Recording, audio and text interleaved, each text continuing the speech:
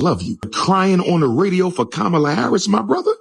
That's an all-time low. Don't do that again, Ricky Smiley. And cry for Kamala. Don't you do that, my brother.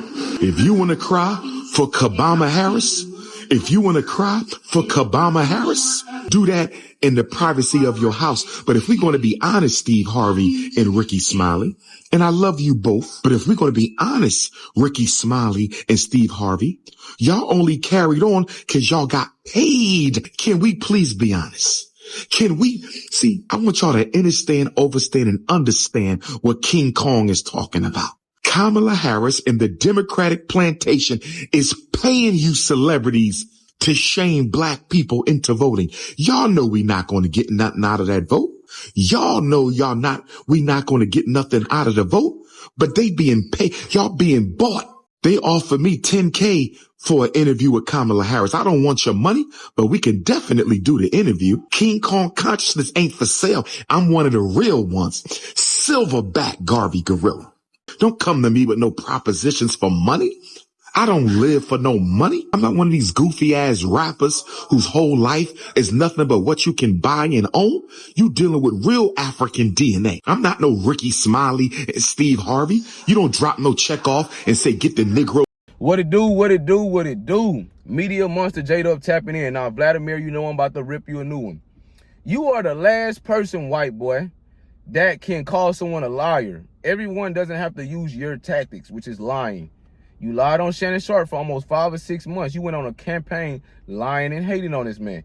You said, oh, I think he's lying. He didn't make $1 million from that interview.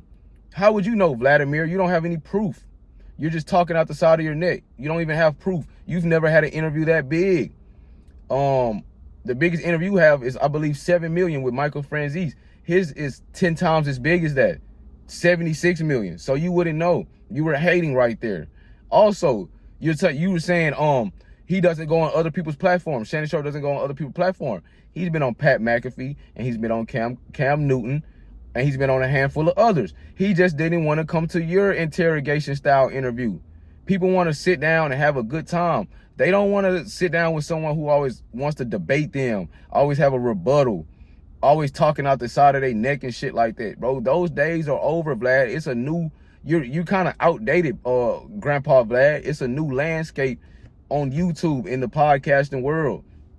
Also, you lied on Minister Farrakhan, and you've never apologized. Shout out Godfrey. I'm going to put that clip at the end. You lied on Minister Farrakhan, and you've never apologized. So you have a track record of lying. So you probably think, oh, other people lie because I lie. No, everyone doesn't have to lie, white boy.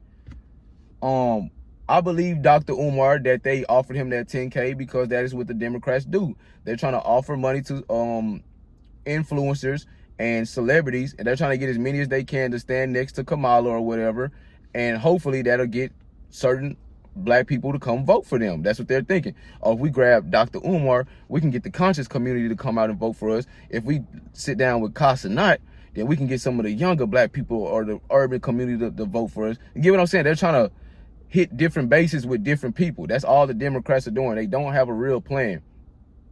Also, you always talking about how you feel. Oh, I feel that Dr. Umar didn't get hit up by them because, or they didn't offer him 10K because his views on interracial relationships. Vlad, that doesn't have anything to do with nothing, white boy. They have Megan Thee Stallion, all she do is twerk and make sex songs. They got her on stage doing rocking with them. They got Quavo, they got Plies. Plies used to be certified goon this, certified goon that, Chopper season this, Merkin season that.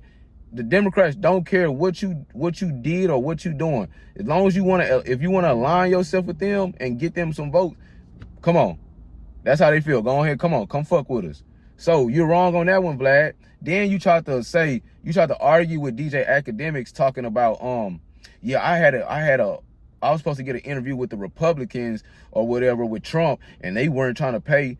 There you go, interjecting yourself in situations. We don't give a damn. That's two different parties. So what the fuck are you talking about?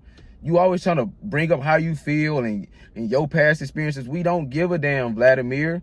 We don't come to your channel to hear what the fuck you got to say. That's one of the biggest cringe things of your channel. You always trying to put rebuttals and put this and that, or how you feel. I feel this, I feel that. You talking to Boosie, you talking to Tony Yayo. This is how I feel.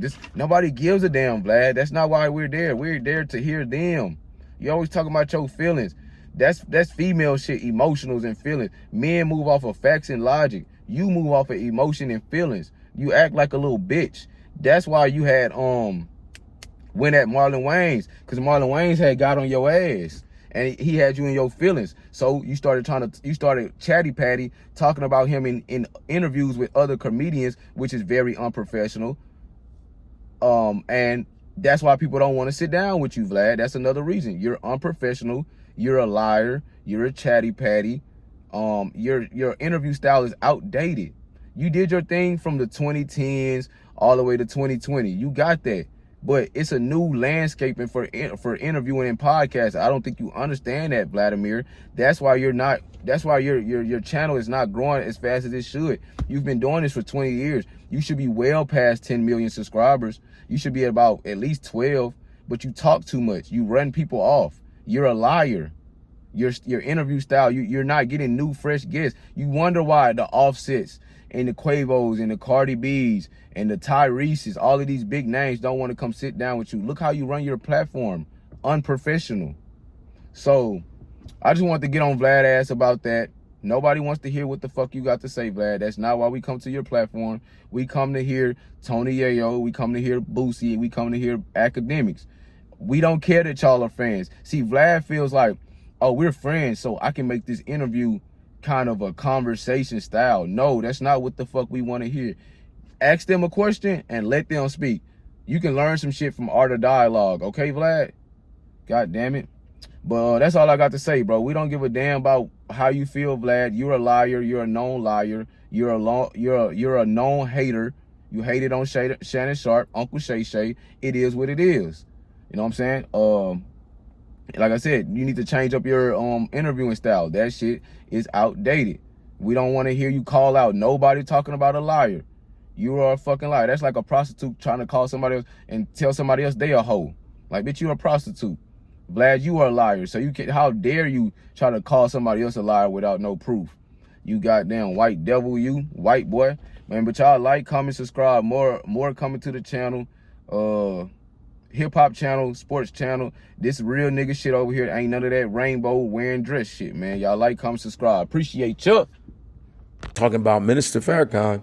And he's like, yeah, I don't like what Farrakhan said. Da, da, da. I said, first of all, you don't have to agree. There's black people that don't agree with Farrakhan. That's fine. But I was like, what did he say? And it was a speech that I heard, because I listened to Minister. I've listened to him for years. Right. So I watched him do one of his last speeches on 4th of July. Okay.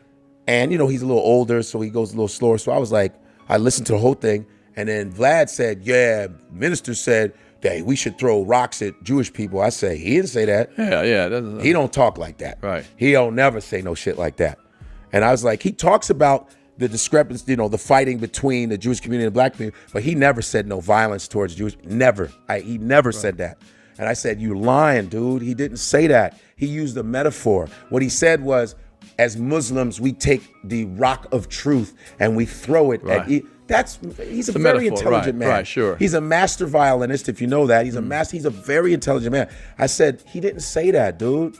Stop, dude. And he goes, I said, well, me and Lord Jamar called him. We said, we ain't gonna be no bitches. We gonna fight and we gonna confront you. Sure, real and shit. say, hey man, you're gonna send an apology. A rebuttal. Bro. Right. And he goes, I sent one. He goes, that looked like a technical difficulty, dude. You did not send an apology, bro. Send an apology. And we're talking, and he goes, well, I'm not gonna be bullied. No one's bullying you, dude. Now you a white dude again. Now you being white boy now. Now you taking off, you sucking off a black culture.